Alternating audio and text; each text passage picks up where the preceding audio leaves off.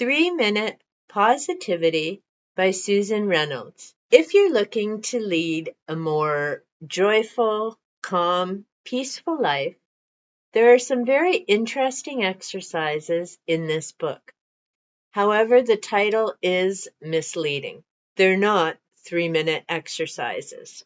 The book is broken into 6 different chapters. Chapter 1 deals with emotional positivity, and she defines the difference between emotions and feelings.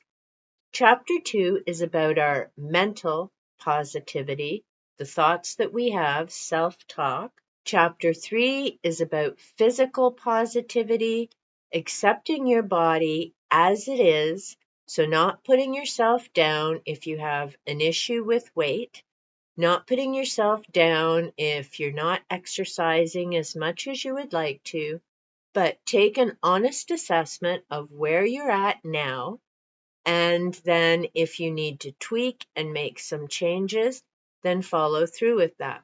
The part that I would like to stress is consider your overall health. So maybe you're not at the weight that you think you should be at. The bigger question is, are you healthy? Do you have energy? Do you have vitality? Do you feel great other than obsessing about a number? Because if everything else is good, let go of that number expectation. If, on the other hand, there are some medical reasons that maybe you need to lose a few pounds, then find some realistic ways of doing that. And I'm not a fan of diets because there's that rebound. Once you stop a diet, you go back to the weight you were. For me, and it's why I did like the South Beach diet, it's about lifelong changing your eating habits. In other words, you don't do it for a short term and then go back to what you used to do. You incorporate different foods or ways of cooking, and that's what you do for life. And you keep tweaking that, because if you're always eating the same thing day after day, you end up getting bored. Physical positivity is about appreciating your body as it is in this moment. So for myself, yes, I live with chronic pain. I can definitely hear my back as I'm making this video, but it is what it is. It doesn't mean that I stop living my life or that I'm sitting around pouting and complaining all the time. I have a very full life. I look forward to what I'm doing through a day. I enjoy different activities that I do, and I have to come up with different ways of doing them and modifying things so that I can continue to do that. For example, if you've seen my earthing videos, now I have to wear a back brace when I'm out. The other day when I was shoveling snow, I have to wear my back brace. But it doesn't mean I have to give up what I enjoy doing.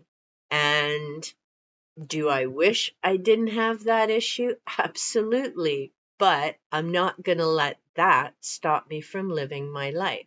So it's appreciating where you are in the moment, and then if there are changes that need to be made, being realistic and starting to make those changes a little bit at a time. Self-positivity. So appreciating who you are, you're good enough right now. Look at what you need to tweak and fine tune, and then do it. Don't use that as an excuse to beat yourself up and feel bad about yourself. We all have things that we need to work on. No one is ever going to reach perfection. And thank goodness, because how boring would life be if everything was perfect, tickety-boo, all the time? Being honest with yourself and honoring and loving yourself. Relationship positivity. So how do we interact with other people, whether that's fellow humans, nature, our family relationships, working relationships, etc. It's just taking a look at where things are at, and again, do we need to do some fine tuning? Chapter 6 is growth. positivity. So looking at where we've made improvements, where we need to make changes, and continuing to move forward. The book 3-Minute Positivity is very much like the Design for Growth that I mentioned in my January summary. This isn't something that you just, boom, get her done, and that's it, carry on. These are different activities that you can go back to, review. There's space in the book where you can answer your questions, or again, you could do this in a separate journal. And it's important to write down your answers because again, then you can go back and take a look at where have you made improvements, where do you still need to do some fine tweaking. Basically, this is an all about me book. There are some 3-minute exercises throughout the book, but quite frankly, this book will take several weeks, if not several months, to complete. I like that it is color coded.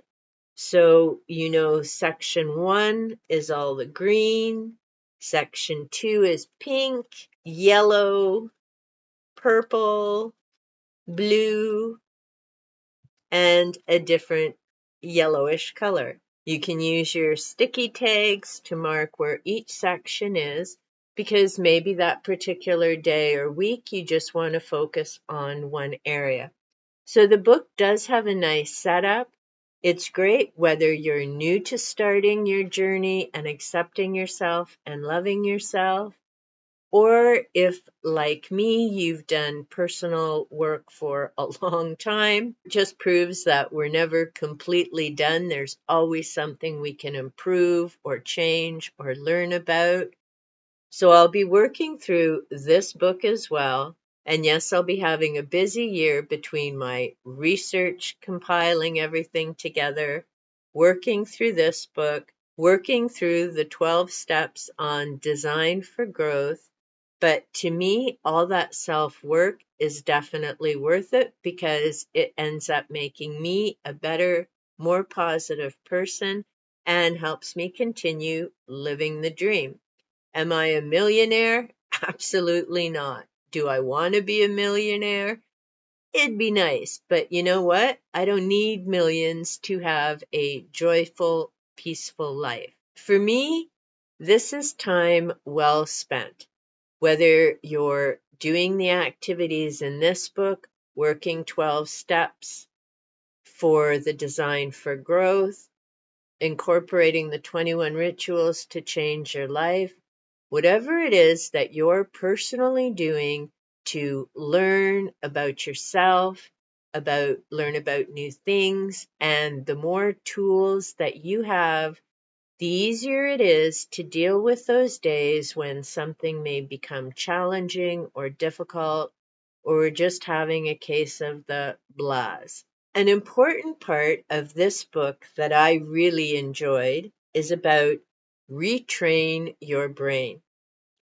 Handwriting is the best direct connection. I've mentioned this before in other videos, and you can look up Jeanette Farmer's research to learn about why handwriting is better than typing. Because when we're writing with our hand, that sends information up to our brain. It generates neural pathways. Jeanette's work has helped people recover from brain injuries and strokes, so there's definitely something to it.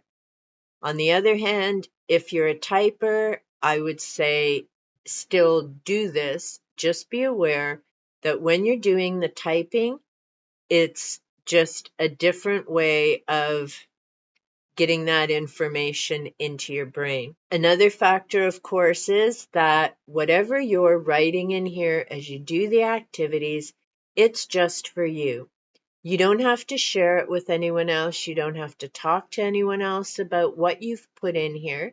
You can if you want to, and be very careful about who you do that with, because you want to talk to someone that you trust, who you know is going to be supportive and encouraging, not someone who's going to poo-poo or be a, downer that you're trying to make improvements. The introduction is on page 6. Positivity is not about being happy all the time, neither possible nor desirable. Not about avoiding negative events or feelings. Things happen. It's not about pretending to be a happy, positive person. No fakes, please. Positivity is about becoming your best, authentic self, adopting a growth mindset, loving yourself and others, and acknowledging and managing your true feelings. It's also about learning to remain calm, focused, and solution-oriented in challenging situations. Maximally enjoying everything good in life and improving your health. On page 7, she goes on to say, by the time you've completed this workbook, you'll be well on your way to retraining your brain to be far more optimistic, lighthearted, joyful, happy, and productive. So as I was saying with the writing and brain, Jeanette Farmer's research, if you've read anything about neurobrain plasticity, you're aware that unlike decades ago when they figured that if something was damaged in your brain, that was it, now we understand that the brain is a very incredible, adaptable tool. So if there has been damage to one area, there are other parts of the brain that we can develop and get working that can give us back those skills and abilities. Yes, it takes work and effort, but the nice thing is it can be done, especially if you have people around to support you and you have the necessary skills and tools to keep moving forward. 3-Minute Positivity, although the title, in my opinion, is misleading, it is definitely a book that I would recommend checking out and giving a try, especially if you're looking to fine-tune and tweak some things in your life. There are a lot of great exercises. She has a great way of describing things. It is definitely worth giving a try. There are quotes throughout the book. There are websites and resources at the end. So the book is packed with a lot of helpful and useful information, and I definitely recommend checking it out. If you've enjoyed this video or you found it to be of benefit, be sure to give that like button a little tickle.